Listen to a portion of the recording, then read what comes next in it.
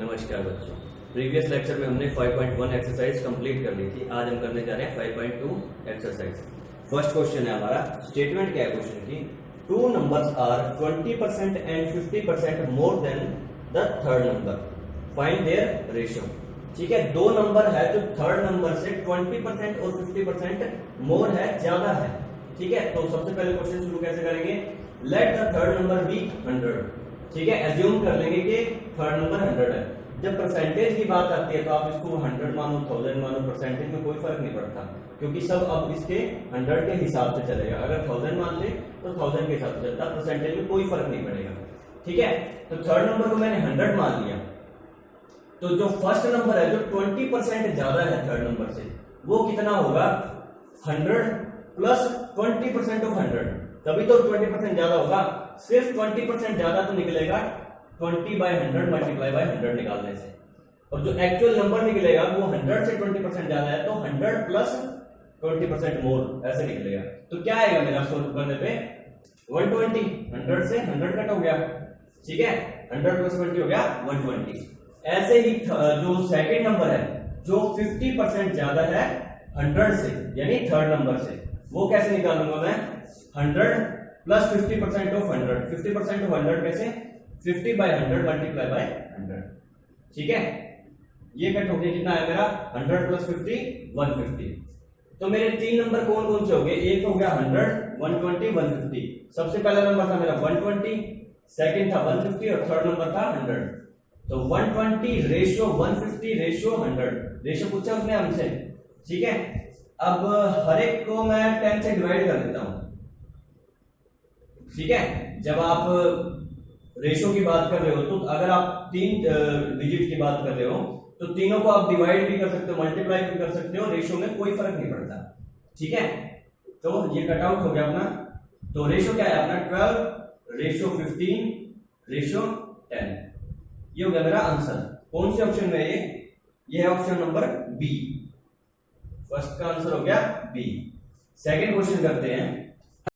Second question की statement क्या है, if 35% of mixture is milk, calculate the amount of mixture prepared by 7 litre of milk. कोई एक mixture है, mixture किस चीज से बना है, मिल्क से प्लस अदर कोई सब्सटेंस या कोई लिक्विड होगा। ठीक है, टोटल मिक्सचर है।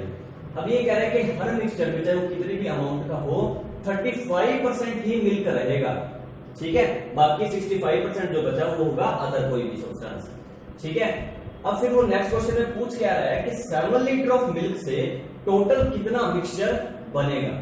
ठीक है, तो सबसे पहले हम एज्यूम करेंगे कि total mixture prepared by 7 litre of milk is x litre. क्या एज्यूम किया है कि टोटल जो मिक्सचर होगा जो 7 लीटर से बनेगा वो है x लीटर। तो टोटल मिक्सचर मेरा क्या हो गया, x लीटर, मिल्क जिसमें कितना मेरा 7 लीटर। लेकिन एक बात और पता है कि मिल्क हमेशा 35% रहेगा। किसका 35% रहेगा, टोटल मिक्सचर के, यानी x लीटर के। ठीक है, अब 35% रहेगा मिल्क, तो x का 35% निकालू, कैसे निकालूंगा मैं, 35/100 मल्टीप्लाई बाय x, जो कि कितना है मेरा 7 लीटर। ठीक है, अब यहां से मैं बोथ साइड 100 से मल्टीप्लाई कर दूं या फिर ट्रांसपोज भी कर दूं, तो 100 से 100 कट आउट हो गया, यहां हो गया 35x, राइट हैंड साइड बच गया मेरा 700, 7 की मल्टीप्लाई हुई 100 से। ठीक है, अब 35 मल्टीप्लाई में है तो राइट हैंड साइड जाके डिवाइड में चला जाएगा, या फिर बोथ साइड हम 35 से डिवाइड भी कर सकते हैं। ठीक है, बोथ साइड 35 से डिवाइड करने पे यहां बचा मेरा x, राइट हैंड साइड क्या बचा मेरा 700/35। अब इसको कट करोगे तो आप 35 टू द 70 होता है, तो 20 पे कट आउट हो गया। ये x की वैल्यू क्या आई मेरी 20 लीटर, और x ही मेरे को निकालना था, क्यों, क्योंकि टोटल मिक्सचर मेरा कितना है x लीटर, यानी टोटल मिक्सचर हो गया मेरा 20 लीटर। ठीक है, और ये है मेरा ऑप्शन नंबर सी। ठीक है, मेन अप्रोच हमारी क्या थी, उसने पूछा था 7 लीटर ऑफ मिल्क से कितना टोटल मिक्सचर बनेगा।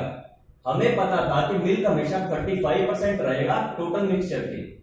ठीक है, तो हमने क्या किया, 35% निकाल दिया x का और उसको इक्वेट कर दिया 7 लीटर से। इस तरीके से मेरा टोटल मिक्सचर निकल गया। ठीक है, नेक्स्ट क्वेश्चन करते हैं, थर्ड क्वेश्चन। हमारे थर्ड क्वेश्चन में क्या है, a% of b plus b% of a equal to what, मतलब इसका दोनों को सोल्व करके निकालना है कि क्या आएगा इसका आंसर। ठीक है, तो a% ऑफ b कैसे लिखूंगा मैं, a% ऑफ b लिखूंगा मैं a by 100 multiply by b, जैसे कि 25% ऑफ 100, इसको मैं कैसे लिखूंगा, 25% निकालना है तो 25 बाय 100, और फिर किसका निकालना है, मल्टीप्लाई बाय 100 का निकालना है। ठीक है, ऐसे लिखते थे। वैसे ही a% ऑफ b को क्या लिखूंगा मैं, a डिवाइड बाय 100, और किसका परसेंट निकालना है, b का निकालना है तो मल्टीप्लाई बाय b। ठीक है, तो a% ऑफ b को लिखूंगा a by 100 multiply by b, plus में b% ऑफ a, अब b% ऑफ a को क्या लिखूंगा मैं, b divide by 100 multiply by a, क्योंकि a का निकालना है b%। ठीक है, तो b divide by 100 multiply by a।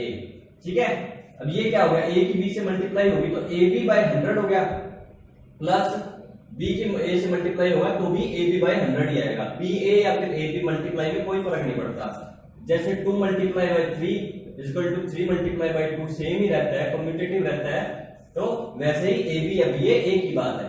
ठीक है, अब ab by 100 plus ab by 100 दो बार हो गया ये, तो इसको क्या लिखूंगा, 2ab बाय 100।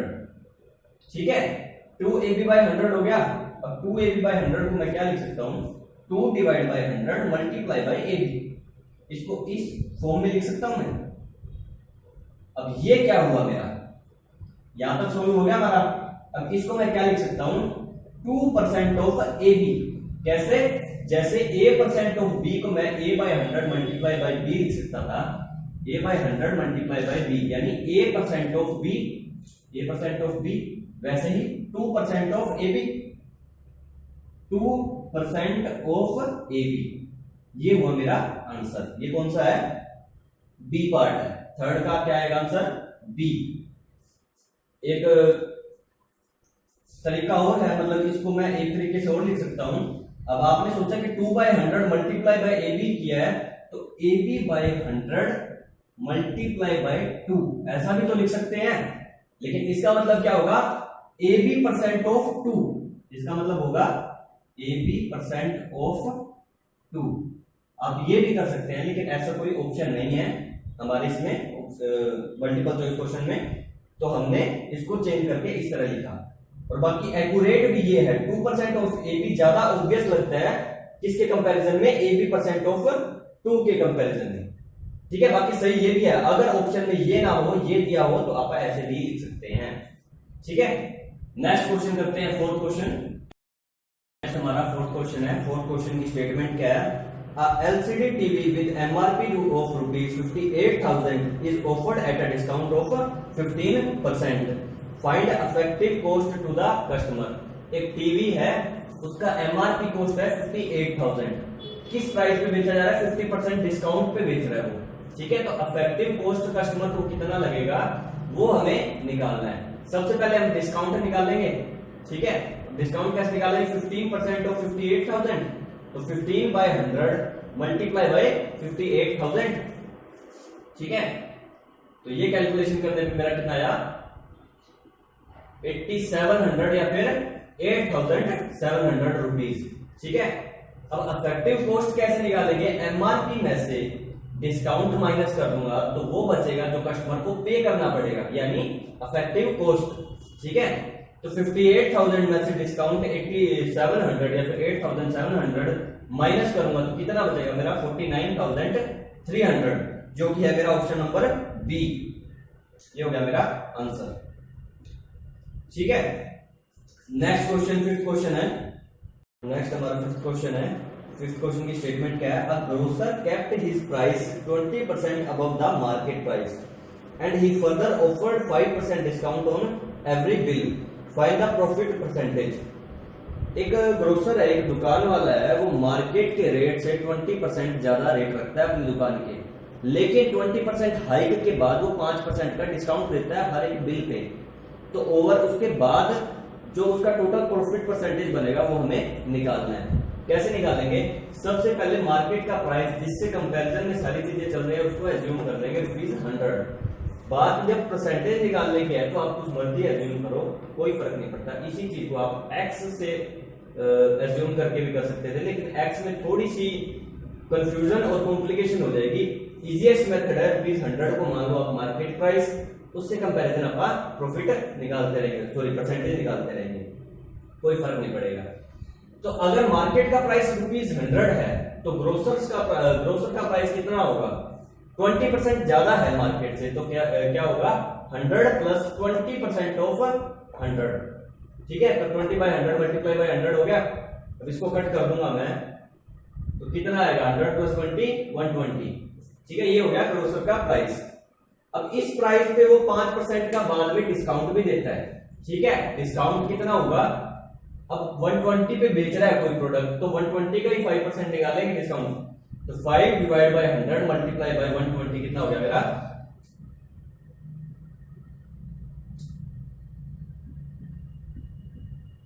6 आ गया। अब 120 के प्रोडक्ट पे वो 6 रुपीज का डिस्काउंट दे रहा है, ठीक है। अब 6 रुपीज का डिस्काउंट दे रहा है, तो फिर उसका प्राइस ऑफर्ड क्या हो गया डिस्काउंट के बाद? यानी 114 का उसने वो प्रोडक्ट या फिर वो चीज या कोई भी चीज है वो बेची है ₹114 की, क्योंकि डिस्काउंट माइनस कर दिया ओवरऑल में से, टोटल प्राइस में से डिस्काउंट माइनस कर दिया, तो बच गया क्या? ऑफर्ड प्राइस आफ्टर डिस्काउंट 114, ठीक है। अब जो 114 है वो मार्केट के कंपैरिजन में कितना ज्यादा है? तो 114 में से 100 यानी जो कि मार्केट का प्राइस है वो माइनस कर दूंगा, तो यानी 14 रुपीज वो ज्यादा ले रहा है अपने डिस्काउंट के बाद मार्केट के कंपैरिजन में, ठीक है। 14 रुपीज ज्यादा ले रहा है, तो अब इसका परसेंटेज निकालूंगा तो कैसे निकलेगा? 14 डिवाइड बाय 100। अब मार्केट के कंपैरिजन में परसेंटेज निकालने तो 100 से मल्टीप्लाई करेंगे, तो कितना आया मेरा? 14% आ गया, जो कि मेरा है ऑप्शन नंबर सी, ठीक है।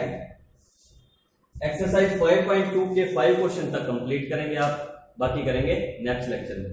धन्यवाद।